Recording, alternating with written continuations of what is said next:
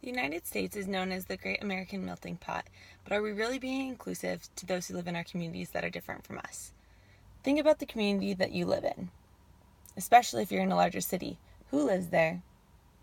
And how are you interacting with them? What struggles do you see them encountering, and how are you able to assist them? As a global resource systems students, we talk a lot about different cultures and languages. Especially here in Iowa, there are many refugee communities. You probably have some who live in your city. Healthcare is something that we, as Americans, feel should be accessible to all people. My point here is that there are certain challenges that refugees face that are due to cultural differences that could potentially be avoided. This past spring, I worked on a project with Embark.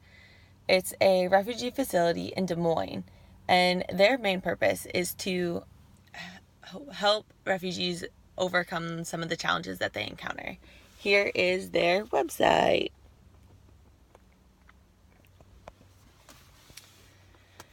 So today we're going to talk a little bit about some of those challenges that they face, and those would be but are not limited to language and then cultural differences.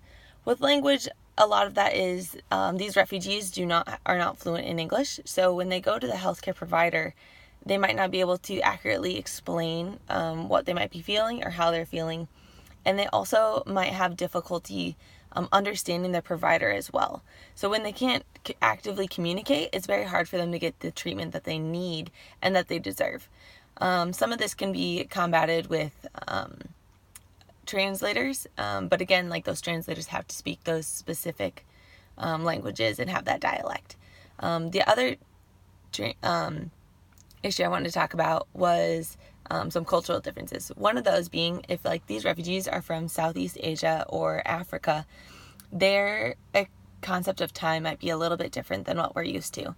They might be more used to, if they're having a meeting at 6, everyone might arrive by 7, and that's totally normal.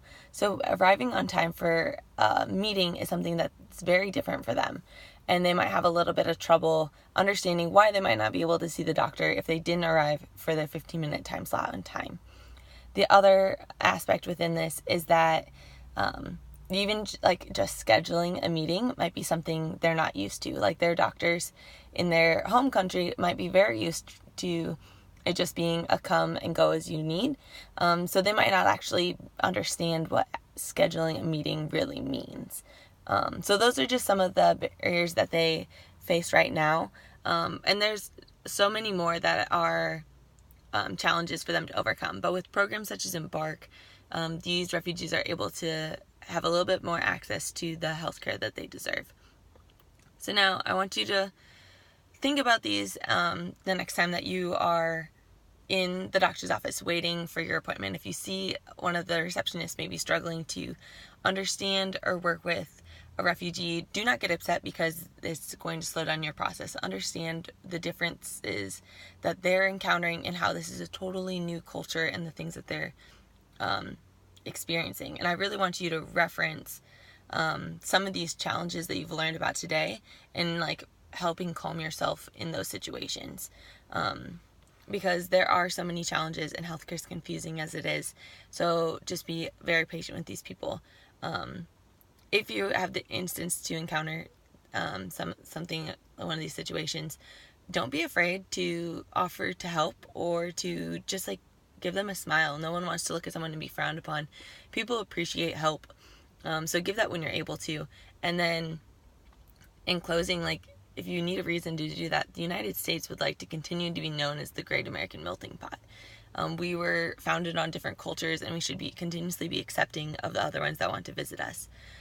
So whether that's in your own community, maybe your friend group or a small group at church, just be open to new people and be understanding of the differences they might be facing. Because when it comes to cultures and to languages, there are so many differences that we cannot always account for. Thanks.